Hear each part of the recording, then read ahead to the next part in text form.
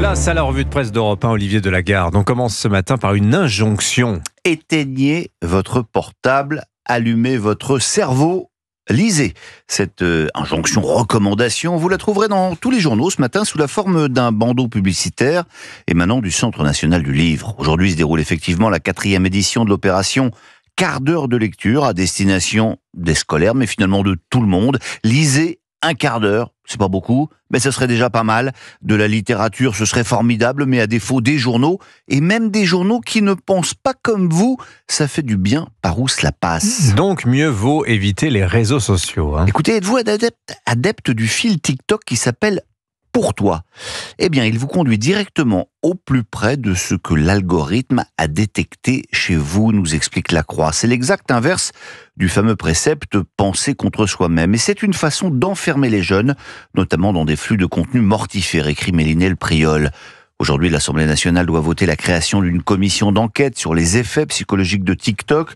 11 familles françaises ont déjà assigné la plateforme chinoise en justice.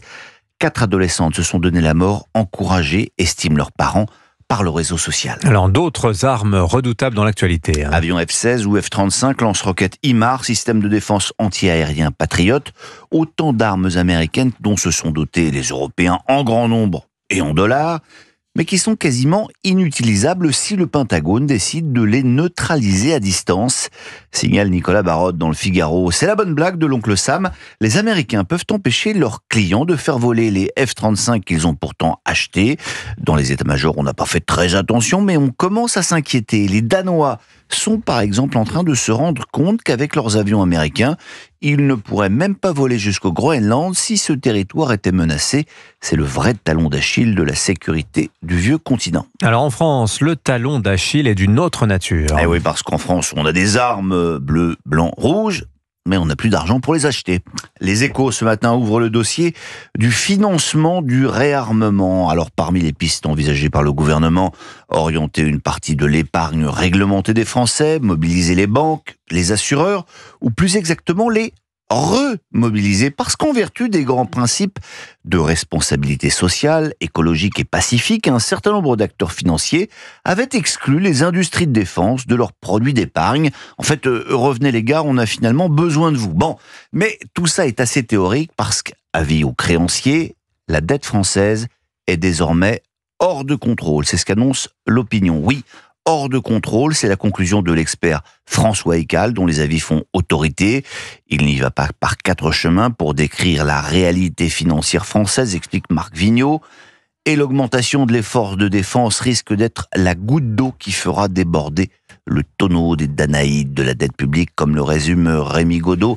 À la une de l'opinion, la France risque moins de périr que de dépérir. Oui, c'est lui qui a fait économie de guerre, G-U-E, accent grave, R-E, récemment, c'était bien vu.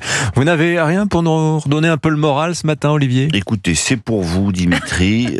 Certains se réjouiront sans doute des malheurs de l'université de Columbia à New York, parce qu'il n'y a pas que l'Ukraine que Trump a décidé de lâcher. Le président américain vient de supprimer la subvention fédérale à cette université devenue temple du wokisme et théâtre de débordements antisémites à répétition. En réponse à l'inaction de l'établissement face au harcèlement persistant contre les étudiants juifs, 400 millions de dollars de subventions sont supprimés, ce qui fait effectivement un petit trou dans la caisse. Mais si vous voulez vraiment vous remonter le moral, rendez-vous dans les pages sport de vos journaux. Ce soir, c'est le match retour de Ligue des Champions, Liverpool-PSG. Et en ces temps de dette abyssale, l'optimisme ne coûte pas cher. Malgré la défaite des joueurs de la capitale à l'aller, les gazettes veulent y croire. Adepte de la méthode Coué, le Parisien décrète « ça ne peut pas s'arrêter là » et d'affirmer qu'à quelques heures de la rencontre, les supporters de Liverpool n'emmènent pas large. Bon, les Anglais ont quand même emporté au Parc des Princes la semaine dernière, mais non, c'est mission possible. Titre également l'équipe, le PSG a les armes pour décrocher une qualification en quart de finale, affirme le journal. Voilà, ils ont les armes, reste à savoir s'ils ont pris les munitions. Dans le cas contraire, il ne restera plus qu'aux supporters du PSG qu'à prendre un bon bouquin. Merci beaucoup. La ligne de la Ligue des Champions.